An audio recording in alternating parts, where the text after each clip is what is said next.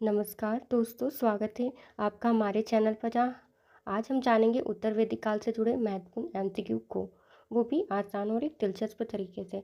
हर सवाल के साथ आपको मिलेगा उसका सही उत्तर और गहरी समझ, जो आपके सभी प्रतियोगी परीक्षाओं के लिए एक बेहद फायदेमंद होगी। आज हम आपको ले चलेंगे इतिहास के उस अद्भुत युग में जिसे हम उत्तर वैदिक काल के नाम से जानते हैं। ये वो समय था जब भारतीय सभ्यता ने सामाजिक, धार्मिक, राजनीतिक क्षेत्र में एक आयाम स्थापित किया था। जो ऋग्वैदिक परंपराएं बदली, नए विचार आए और भारतीय समाज में एक नई दिशा की ओर अग्रसर हुआ। तो आइए जानते हैं उत्तर वैदिक युग की कुछ अद्भुत यात्रा, सरल और रोचक भाषा में। पहला प्रश्न है, उत्तर वैदिक काल की समय अवधि मानी जाती है। इसमें कुछ ऑप्शंस दिए गए। ऑप्शन ए 2000 से 1500 ईसा पूर्व, ऑप्शन बी 1500 ईसा पूर्व से 1000 ईसा पूर्व, ऑप्शन सी 1000 ईसा पूर्व से 600 ईसा पूर्व और ऑप्शन डी है 500 ईसा पूर्व से 200 ईसा पूर्व। इसका सही उत्तर ऑप्शन सी 1000 ईसा पूर्व से 600 ईसा पूर्व। देखो, ऋग्वैदिक काल के बाद का समय क्या कहलाता है? उत्तर वैदिक काल कहलाता है। इस काल को किस नाम से जाना जाता है? ये काल लौह युग का प्रारंभ माना जाता है। ठीक है, इसमें क्या हुआ था? कृषि, सामाजिक ढांचे, धार्मिक और जीवन में क्या हुआ था? बहुत बड़ा परिवर्तन हुआ था। नए राज्य उभरे और यज्ञों का प्रभाव भी। सबसे ज़्यादा याद रखोगे आप कि इसमें उत्तर वैदिक काल में सबसे ज़्यादा यज्ञों के बारे में जानने के बारे में कि यज्ञ किए जाते थे इसी काल में। वर्ण व्यवस्था कैसी थी? एक स्ट्रॉन्ग थी, कठोर। ठीक है, उत्तर वैदिक ग्रंथों में कृषि और लौह उपकरणों को प्रथम वर्णन मिलता है। सेकंड प्रश्न है, उत्तर वैदिक काल के प्रमुख ग्रंथ कौन से है? इसका सही उत्तर ऑप्शन बी उपनिषद है। देखो, उत्तर वैदिक काल में दर्शन, ज्ञान और आत्मा, ये तीन चीजें, दर्शन, ज्ञान और आत्मा, उपनिवेशों में आत्मा, ब्रह्मा, मोक्ष आदि का विचार मिलता है। इसे क्या कहा जाता है? ज्ञान कांड भी कहा जाता है। वे वैदिक यज्ञ परंपरा से हटकर ज्ञान की ओर बढ़े। कुल लगभग 108 उपनिषद माने जाते हैं। उत्तर वैदिक काल में किस धातु का व्यापक उपयोग हुआ है? तो इसका सही उत्तर ऑप्शन बी लोहा धातु का हुआ है। इस काल में लोहे का व्यापक उपयोग कृषि और युद्ध के लिए हुआ करता था। एंड कृषि उपकरण जैसे हल, फावड़ा और लोहे के बने हुए होते थे। इससे कृषि उत्पादन बढ़ा, जनसंख्या भी बढ़ी। लौह युग का भारतीय इतिहास में एक विशेष भी महत्व रहा है। लौह औजारों के कारण नए क्षेत्रों में बसाहट आई है। और एक्स्ट्रा जी के फैक्ट में यह है कि उत्तर वैदिक काल में लोहे का श्याम अयस्क भी कहा जाता है। ये इंपॉर्टेंट बात है कि श्याम अयस्क किसे कहा जाता है? तो उत्तर वैदिक काल को कहा जाता है। क्लियर है? नेक्स्ट क्वेश्चन है हमारे पास कि उत्तर वैदिक काल में किस प्रकार का शासन प्रमुख था? इसका सही उत्तर ऑप्शन बी वंशानुगत राजतंत्र था। ऑप्शन बी राइट है। देखो, प्रारंभिक वैदिक काल में राजा चुने जाते थे। क्लियर है? जिसमें उत्तर वैदिक काल में राजा का पद वंशानुगत होता था।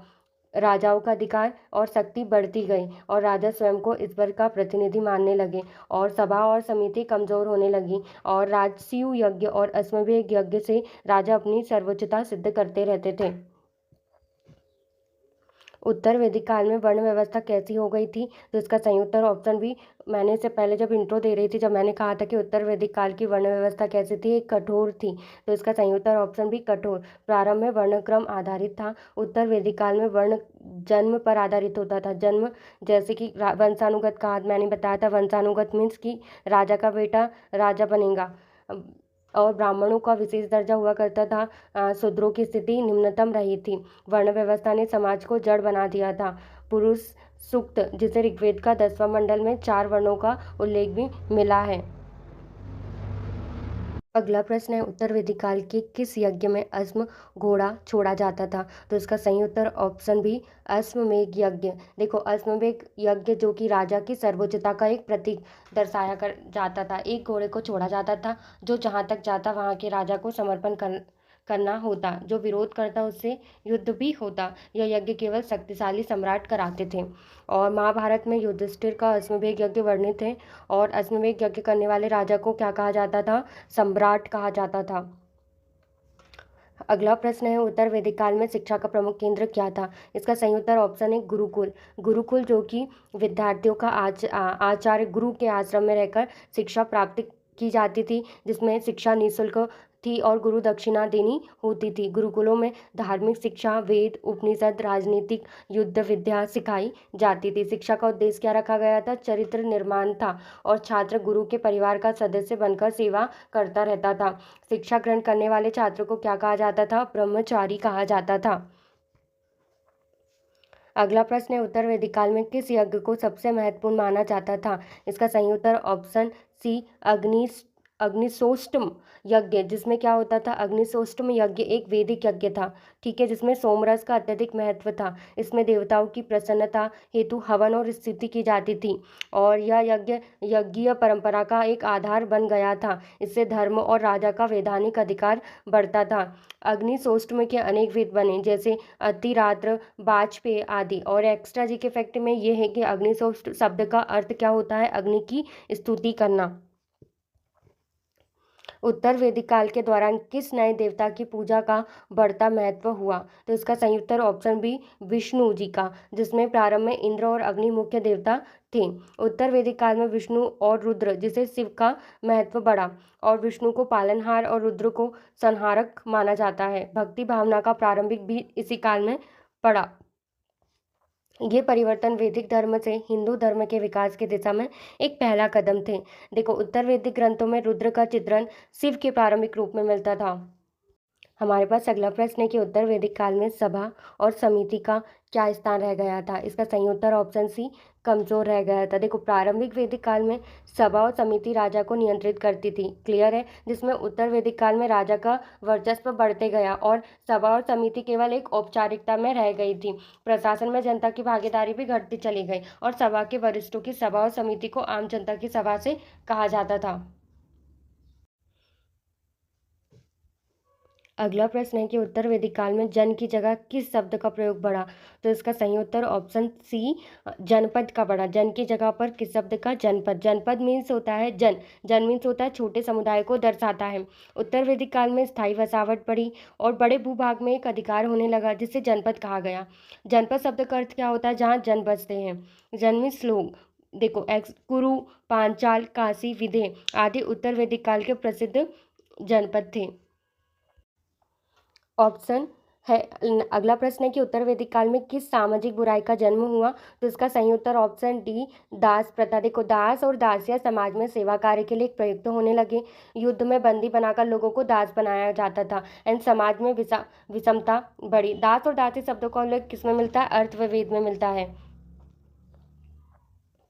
अगला प्रश्न है कि उत्तर वैदिक काल में किस ऋषि ने उपनिषदों की रचना में योगदान दिया? तो इसका सही उत्तर ऑप्शन बी याज्ञवल्क्य, जिन्होंने बृहदारण्यक उपनिषद में ब्रह्मा ज्ञान की व्याख्या की। उन्होंने आत्मा और ब्रह्मा के अद्वैत सिद्धांत का प्रतिपादित किया। ज्ञातवल्क्य को नेति यह भी नहीं वह भी नहीं सिद्धांत का प्रवर्तक कहा जाता था। अगला प्रश्न है कि उत्तर वैदिक काल में सबसे अधिक सम्मान किसे दिया जाता था? तो इसका सही उत्तर ऑप्शन सी ब्राह्मणों को दिया जाता था। ब्राह्मणों का स्थान कैसा होता था? सर्वोच्च होता था और शूद्र को सबसे नीचे जाति का माना जाता था। उन्हें दान, भोजन और आदर दिया जाता था। ब्राह्मणों को शिक्षा और यज्ञ कराने का एक विशेष अधिकार मिला गया था। उत्तर वैदिक काल में विवाह संबंधित कौन सी प्रथा प्रचलन में थी? इसका सही उत्तर ऑप्शन ए स्वयंवर। उत्तर वैदिक काल में विवाह कैसा हुआ जाता था? स्वयंवर। स्वयंवर में कन्या स्वयं अपना वर चुन सकती है और राजा महाराजा की पुत्रियां स्वयंवर रचाती थी। इसमें प्रतियोगिता का आयोजन भी होता था। रामायण में सीता स्वयंवर का एक वर्णन प्रसिद्ध उदाहरण है। अगला प्रश्न है, उत्तर वैदिक काल में किस नदी को सबसे अधिक पवित्र माना गया है? तो उत्तर वैदिक काल में किस नदी को सबसे अधिक पवित्र माना गया? तो ऑप्शन बी गंगा नदी को, जो प्रारंभ में सरस्वती और सिंधु का एक महत्व था। उत्तर वैदिक काल में गंगा का धार्मिक महत्व बढ़ता गया और गंगा को पापों का नाश करने वाली माना गया। गंगा को त्रिपतगा, तीनों लोकों में बहने वाली भी कहा जाता है। उत्तर वैदिक काल में मुख्य शिक्षा केंद्र कौन से थे? उत्तर वैदिक काल में मुख्य शिक्षा केंद्र कौन से थे? तो इसका सही उत्तर ऑप्शन है गुरुकुल हुआ करते थे। शिक्षा गुरुकुलों में दी जाती थी। विद्यार्थी गुरु के आश्रम में रहकर विद्या ग्रहण करते थे। गुरुकुल व्यवस्था में विद्यार्थी गुरु की सेवा भी करते थे और दान के रूप में गुरु दीक्षा दी जाती थी। अगला प्रश्न है कि उत्तर वैदिक काल में किस धातु का सबसे ज़्यादा प्रयोग हुआ है। तो इस धातु का नाम है लोहा धातु। देखो, लोहे को औजार और हथियार बनाने लगे थे किस काल में, उत्तर वैदिक काल में। और कृषि और युद्ध दोनों में लोहे का उपयोग बढ़ा। इस काल में आयरन एज भी कहा जाता है। याद रखिएगा कि उत्तर वैदिक काल को आयरन एज भी कहा जाता है। अगला प्रश्न है कि उत्तर वैदिक काल में किस देवी का विशेष महत्व था। तो इस देवी का नाम है देवी सरस्वती जी का था। देवी सरस्वती को ज्ञान और विद्या की देवी माना गया है। शिक्षा का प्रचार बढ़ने लगा और सरस्वती की पूजा भी बढ़ी। अगला प्रश्न है कि उत्तर वैदिक काल में कृषि उपकरणों में किसका प्रमुख उपयोग हुआ। तो इसका सही उत्तर ऑप्शन सी, लोहा का। देखो, लोहे के हल और औजारों ने खेती को एक आसान बना दिया। कृषि उत्पादन में वृद्धि हुई। लोहे को श्याम आयस मतलब काले धातु के नाम से भी जाना जाता है। उत्तर वैदिक काल में राजसूय यज्ञ का मुख्य उद्देश्य क्या था। राजसूय यज्ञ का मतलब होता है राज्याभिषेक। क्लियर है, ऑप्शन बी। तो राजसूय यज्ञ के द्वारा राजा अपनी वेदता और प्रभुत्व को प्रमाणित करता है। यहाँ राज तिलक का धार्मिक अनुष्ठान था। महाभारत में युधिष्ठिर के राजसूय यज्ञ का वर्णन है। उत्तर वैदिक काल में प्रमुख रूप से किस प्रकार की सामाजिक संस्था थी। पितृसत्तात्मक थी। परिवार का मुखिया पुरुष होता था। संपत्ति और वंश परंपरा पुरुष के माध्यम से चलती थी। और उत्तर वैदिक काल में कुटुंब शब्द का अर्थ परिवार था। उत्तर वैदिक काल में किस ग्रंथ में समाज व्यवस्था का विशेष वर्णन है। तो इसका सही उत्तर ऑप्शन बी, ब्राह्मण ग्रंथ। ब्राह्मण ग्रंथ में धार्मिक विधियों और समाज के नियमों का वर्णन है। शतपथ ब्राह्मण और उत्तर वैदिक काल का एक प्रसिद्ध ब्राह्मण ग्रंथ भी है। उत्तर वैदिक काल में किस भाषा में साहित्य रचा गया। तो इसका सही उत्तर ऑप्शन सी, संस्कृत भाषा में रचा गया। वैदिक साहित्य संस्कृत भाषा में रचा गया है। संस्कृत को देववाणी भी कहा जाता है। एंड संस्कृत विश्व की सबसे प्राचीन व्यवस्थित भाषाओं में से एक मानी जाती है। उत्तर वैदिक काल में किस ऋषि ने न्याय और तर्क पर बल दिया। तो इसका सही उत्तर ऑप्शन बी, गौतम ऋषि। बात करें, गौतम ऋषि ने न्याय सूत्र की रचना की। इसमें तर्कशास्त्र, लॉजिक और का विकास किया गया। देखो, न्याय दर्शन भारतीय दर्शन की एक प्रमुख शाखा है। उत्तर वैदिक काल में धर्म का क्या मुख्य अर्थ था। उत्तर वैदिक काल में धर्म का मुख्य अर्थ कर्तव्य पालन। धर्म का अर्थ कर्तव्य और आचरण से था। हर वर्ण के लिए अलग अलग धर्म निर्धारित थे, जैसे धर्म, अर्थ, काम और मोक्ष। इन 4 पुरुषार्थों का विचार भी उत्तर वैदिक काल में मिला गया है। उत्तर वैदिक काल में वर्ण व्यवस्था का आधार क्या बन गया था। तो इसका सही उत्तर ऑप्शन है, जन्म। देखो, प्रारंभ में गुण और कर्म के आधार पर वर्ण तय होते थे, पर उत्तर वैदिक काल में जन्म आधार बन गया। वर्ण व्यवस्था में ब्राह्मण, क्षत्रिय, वैश्य और शूद्र 4 प्रमुख वर्ग थे। उत्तर वैदिक काल में राजा किसकी सहायता में शासन करता था। तो इसका सही उत्तर ऑप्शन सी, सभा और समिति के। देखो, सभा और समिति नामक 2 निकाय राजा को सलाह देती थी। सभा छोटे समूह और समिति बड़े निकाय का एक प्रतीक हुआ करती थी। उत्तर वैदिक काल में किस यज्ञ का आयोजन अधिक किया जाता था। तो इसका सही उत्तर ऑप्शन है, अश्वमेध यज्ञ का। अश्वमेध यज्ञ में राजा अपनी सर्वोच्चता को स्थापित करता था और अश्वमेध यज्ञ का वर्णन शतपथ ब्राह्मण में मिलता है। उत्तर वैदिक काल के प्रमुख ग्रंथ कौन से हैं। तो इसका सही उत्तर ऑप्शन डी, उपरोक्त सभी। देखो, संहिता, ब्राह्मण ग्रंथ और उपनिषद तीनों इस ग्रंथ के नाम से वैदिक काल में प्रमुख है, जिसमें प्रारंभिक विकास भी हुआ है। उत्तर वैदिक काल में मुख्य किस प्रकार की अर्थव्यवस्था थी। तो इसका सही उत्तर ऑप्शन है, कृषि प्रधान अर्थव्यवस्था। देखो, कृषि उत्तर वैदिक काल की एक मुख्य जीवन धारा थी। हल और लोहा कृषि क्रांति के 2 प्रमुख उपकरण थे। उत्तर वैदिक काल में किस देवता का महत्व बढ़ गया। तो इसका सही उत्तर ऑप्शन डी, रुद्र, जो कि शिव के नाम से जाने जाते थे। रुद्र को विध्वंस और पुनर्निर्माण का देवता माना गया। रुद्र को बाद में शिव के रूप में पूजा गया। उत्तर वैदिक काल में महिलाओं की स्थिति कैसी थी। तो इसका सही उत्तर ऑप्शन बी, महिलाएं निर्भर हुआ करती थी, क्योंकि पितृसत्तात्मक व्यवस्था थी। महिलाओं को शिक्षा और यज्ञों में कम अवसर मिलते थे और इस काल में सती प्रथा की शुरुआती लक्षण भी दिखने लगे थे। अगला क्वेश्चन है कि उत्तर वैदिक काल में किस तत्व को ब्रह्मा कहा गया है। तो इसका सही उत्तर ऑप्शन बी, आत्मा को कहा गया है। उपनिषदों में आत्मा को ही ब्रह्मा का रूप माना गया है। अहम ब्रह्मास्मि, मैं हूँ ब्रह्मा, उपनिषद का एक प्रसिद्ध कथन है। उत्तर वैदिक काल में वैश्य वर्ग का मुख्य कार्य क्या था? वैश्य वर्ग का मुख्य कार्य था कृषि और व्यापार। वैश्य वर्ग कृषि, पशुपालन और व्यापार करते थे। वैश्यों को समाज में धन उपार्जन का एक स्रोत माना जाता था।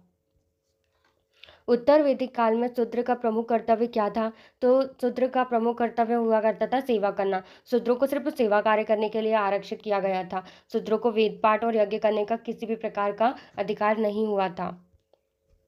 उत्तर वैदिक काल में प्रमुख शिक्षा केंद्र कौन थे? तो इसका सही उत्तर ऑप्शन है गुरुकुल हुआ करते थे। देखो, शिक्षा गुरुकुल प्रणाली में दी जाती थी, जहाँ विद्यार्थी गुरु के पास रहकर पढ़ते थे। गुरुकुलों में वेद, व्याकरण, गणित, धर्म और युद्ध कला भी पढ़ाई जाती थी। उत्तर वैदिक काल में सबसे महत्वपूर्ण धातु कौन सी थी? तो इसका सही उत्तर ऑप्शन बी लोहा। देखो, लोहे के उपयोग से कृषि उपकरण और हथियार बनाए गए थे, जिससे उत्पादन में वृद्धि हुई। इस युग को लोहे का युग भी कहा जाता है। उत्तर वैदिक काल में प्रमुख युद्ध किस लिए लड़े गए थे? तो इसका सही उत्तर भूमि पर अधिकार के लिए लड़े गए थे। कृषि भूमि पर कब्जे के लिए कई युद्ध हुए। जनपद शब्द इसी भूमि व्यवस्था के द्वारा जोड़ी गई थी। उत्तर वैदिक काल में किस नदी को सबसे अधिक पवित्र माना गया है? तो ऑप्शन डी गंगा नदी को माना गया है। गंगा नदी पवित्र और जीवनदायिनी माना गई है। गंगा नदी की महिमा महाभारत और पुराणों में भी गाई गई है।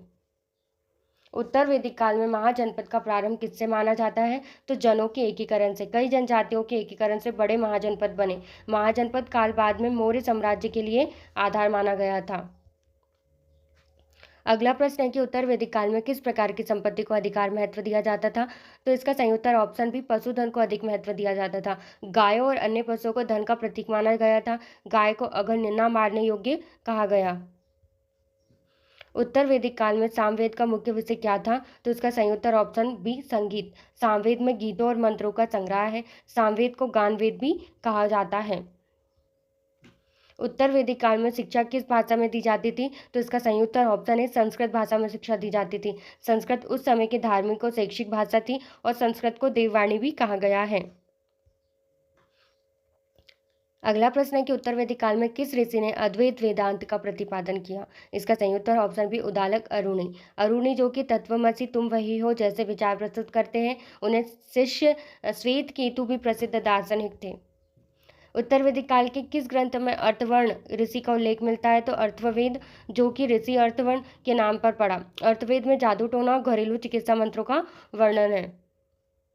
अगर वीडियो पसंद आए तो प्लीज़ लाइक कीजिएगा, सब्सक्राइब कीजिएगा और शेयर करना ना भूलें। Thank you for watching.